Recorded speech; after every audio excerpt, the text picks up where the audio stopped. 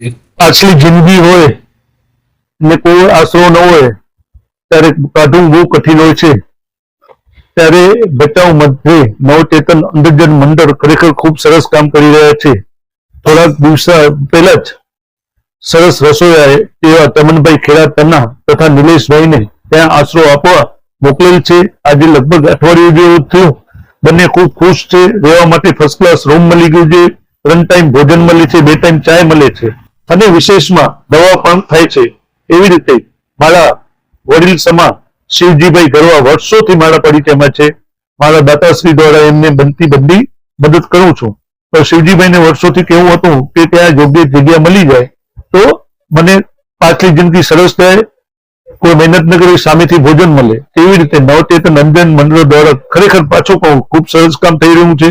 ત્યાં દિલીપભાઈનો સંપર્ક થઈ આજ રોજ શિવજીભાઈને એમના જમાઈ દિનેશભાઈ સરસ રીતે મૂકવા જઈ રહ્યા છે.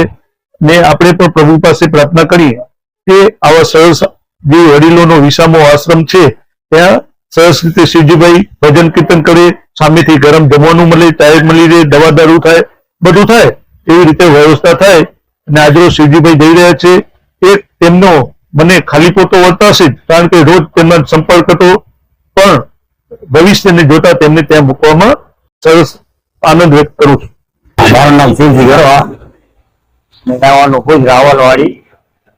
વિશેષભાઈ સાહેબ કેટલા વર્ષોથી મારો ફોન આવે એના આવા જવાથી મને ઘણી રાહત મળે છે. મુકેશભાઈ સાહેબે મારી બધી રીતે મારી ખ્યાલ રાખે છે અને પૈસા બીજું આપે છે અને મને ત્યાં પણ મને તકલીફ નથી આવવા દેતા સાહેબ. અને મને દવા બીજું બધું લઈ આપે છે મને અને બહુ દયા રાખે છે અમારા માટે. બહુ દયાવાન છે બાપા. એના કહેવા પ્રમાણે અહીંયા આવું છું સાહેબ, બચાવ રહેવા. મારો કોઈ આધાર છે નહીં. હું ત્યાં જઈ રહ્યો છું બચાવ ને હું ભજન કીર્તન કરશું ને ભગવાનનું નામ લે. મિતુભાઈ મને ઘણા સમયથી વર્ષ સુધી મને હેલ્પ કરે છે. તમારે કોઈ પાસે માંગવા ન પડે, ખિસ્સામાં રાખો, અમને ક્યાં તકલીફ ન પડે.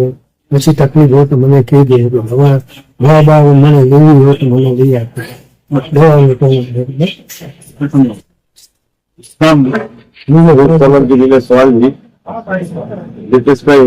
ઘણા ટાઈમથી ઓળખી મદદરૂપ ઘણા ટાઈમથી થયા છે અમને થયા કરે.